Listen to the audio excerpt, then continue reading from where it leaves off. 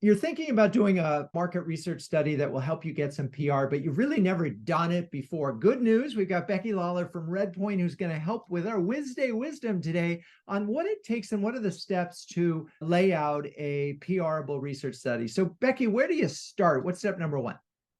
Step number one is you've got to figure out what your research strategy is, and that includes what your topic is going to be. But part of that research strategy is you talked about PR, that's a goal. You need to know what your outcomes are. If PR is your outcome, then that would be it. If you have some other outcomes, you need to have those in place as well. So that's step one, figuring out your strategy. Right. We're going to have a strategy. Good thing. Okay. So we've decided we want to measure the mood of chief marketing officers right now in 2024. And that's going to end up getting us stories in Adweek and Ad Age and all these things. Okay. So now that we know where we want to get the story and kind of what the story might be, what's number two? Number two is you need to figure out where you're going to find that audience to survey. Do you have, 500 CIOs on speed dial? Probably not. So you need to figure out if you have an email list that is large enough. And I want to emphasize here that it needs to be pretty large. Standard, you're going to see 1% to 2% response rate. If you have a super engaged list and they're super interested in the topic, maybe you'll get to 5 to 10%. Otherwise, you need to find a panel vendor that's going to be able to survey this very specific audience for you.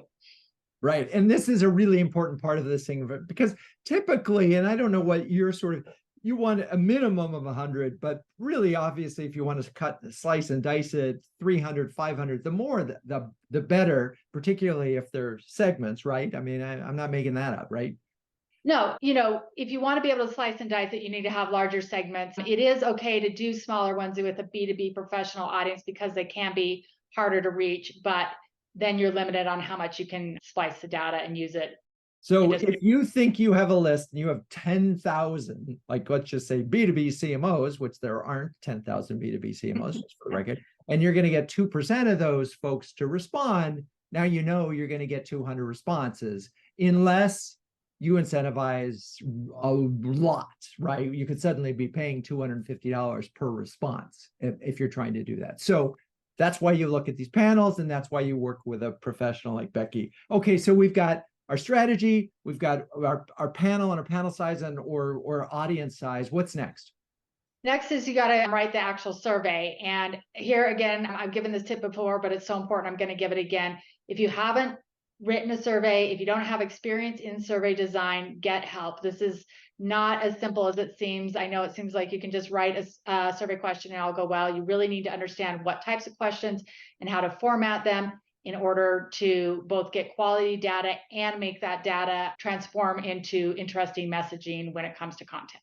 Yeah, and I'm going to double down on that and say a lot of the research studies that we've done, we've designed the questions, we've done a quick test or two, both internally and externally, and realize, you know what, we didn't phrase that question quite right, or we missed a question, or this is completely wrong. And so you cannot spend enough time, even though I know your process is pretty fast, you cannot spend enough time thinking through the survey because your answers will only be as good as the questions that you ask, right? Absolutely. And this is why I also say the next step would be test and validate your survey. I bring in actually outside survey design experts in the testing stage.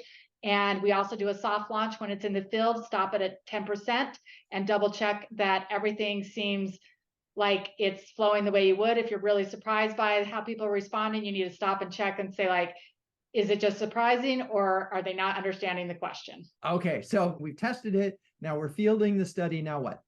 The last step is to actually go in and clean your data and analyze it. You want to make sure you take out any responses that, especially if you are doing like social media to gather, you're going to get spam and you're going to have to clean it. And then the analysis part is not just looking at your results, but cross-tabbing or slicing that data by different demographics or whatever you have in your survey to get more interesting insights and stories that you can further use for PR.